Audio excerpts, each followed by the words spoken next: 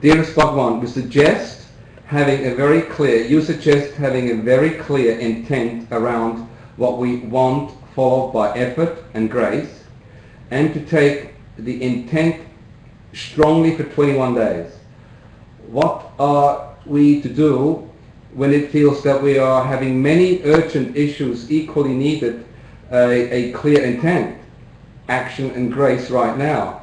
Do we still have only one intent at one time, or a general intent overall? Is it better to go to the inner and have an intent of awakening into oneness, which would then take care of the outer? The most ideal way to go about this is to have one intent at a time. That is when you will get the best results. We should not dilute it with other intents. Of course, in an emergency you could mix up, but the most ideal situation is one intent at a time. That's when it's possible to deliver it. Not too many, but of course you have the freedom. In case of a rare situation, you could do it also, no problem. You have all the freedom to do any of these things, but I would say the best is one intent at a time. That's the answer for the first question. Thank you. Thank you, Bhagavan. The second question. Dearest Bhagavan, you talk of a global raising of consciousness being required now. Can you speak a bit about, aside from getting blessings, how what we do individually contributes to raising consciousness? Does being aware of every moment raise global consciousness? For example, if one person experiences their suffering, does that affect others' ability or willingness to do so? If I have a realization, does that affect others? If someone watches the mind, does that affect others? Does all this raise consciousness? Yes. You have given a very comprehensive list. In fact, each and every one of them helps raise consciousness. There's no doubt about it. For example, if one individual becomes awakened, he could affect as many as 100,000 people. That is the power of an awakened being. He can influence 100,000 individuals. So each one of these things help at different levels and in varying degrees. But what we would like to now currently focus on is on domestic violence. By domestic violence, I do not mean physical violence. A conflict between an individual and an individual within the family, between husband and wife, between parents and children, between members of the family. If we could reduce the conflict at that level and conflict at the individual level, we could dramatically reduce conflict at the world level. For example, if in our country we could reduce this inner conflict dramatically, you will find a dramatic reduction in terrorism or other forms of violence. Because ultimately it is this conflict within the individual and in the family that becomes a global conflict. So we could take this out very easily. As blessing givers, we move to a state where we are free of individual conflict and conflict in the family. You will start getting very dramatic results. So this is with regard to conflict, which we want to focus on. But everything else that you mentioned does in fact raise levels of human consciousness. That is why we are so confident that in the year 2012 we will be able to considerably raise the levels of consciousness. The next question, please. Thank you, Bhagavan. The third question. If you want to increase prosperity and abundance in our lives and have improved health, for instance, do we ask for what we want and visualize with emotions as already having it as much as possible, or do we simply ask with intent and emotion and focus on the stillness? No. You have to focus on exactly what you want. Suppose you want $1 million, you have to focus on $1 million. You should not move to stillness here. You should visualize that money either in your hands or in the bank. The picture must be quite accurate, must be something which is practical and realistic. Only then it will happen. So the picture has to be in 3 dimensions and in color and the right kind of emotion or feeling. So it must all be appropriate. And you must see it happening right now, not an hour later. Then the whole thing fades. It must be instantaneous and immediate, as though it was happening right before your eyes. So that is the key.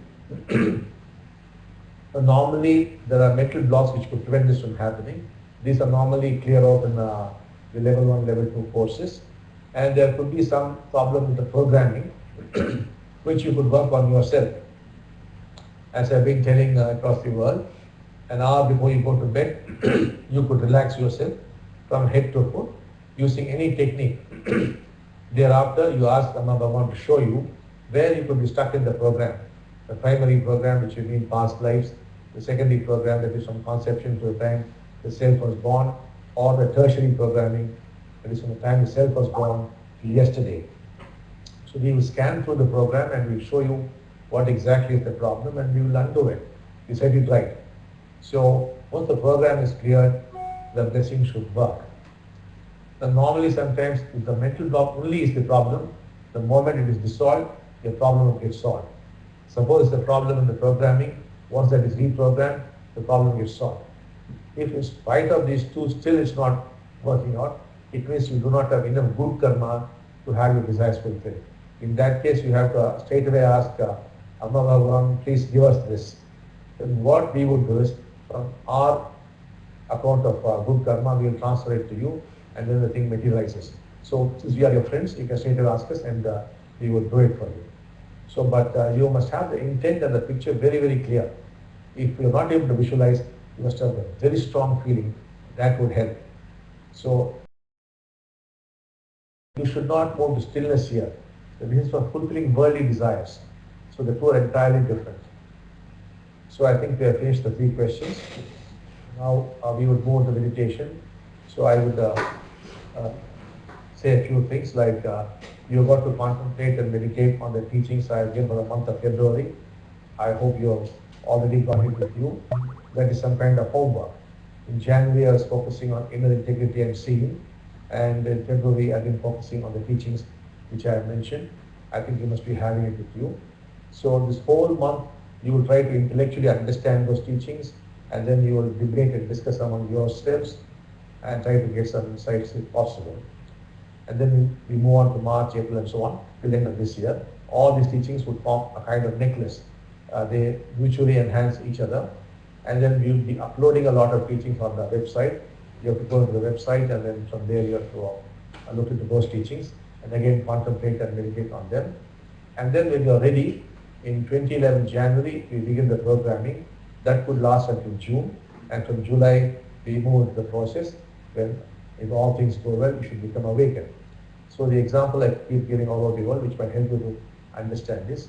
Imagine a television set, that is your consciousness. Imagine a DVD player connected to the television set, that is your mind. And the DVD player itself is connected to the source of power, and the power flows. And the power is the Diksha. Now, everything is in place, the Diksha is there, your consciousness is there, your mind is there. What is missing is the DVD. And the DVD is the teaching.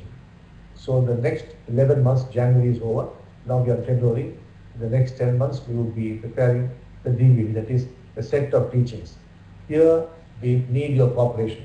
You have to think, you have to discuss, debate, go to understand as groups. And then the DVD would be in place. Once it is in place, you switch on the power, that is the Diksha. When that happens, the Kundalini would be awakened and the chakras would be activated, which are basically ductless glands, and they start secreting, and then we get the neurobiological shift. When that happens, the teachings become a reality. Now, for example, the teaching, your thoughts are not your thoughts. You could intellectually understand it, but still, you see them as your thoughts. But once the awakening happens, when the brain undergoes the changes, you would actually see your thoughts. You will just be passing before you.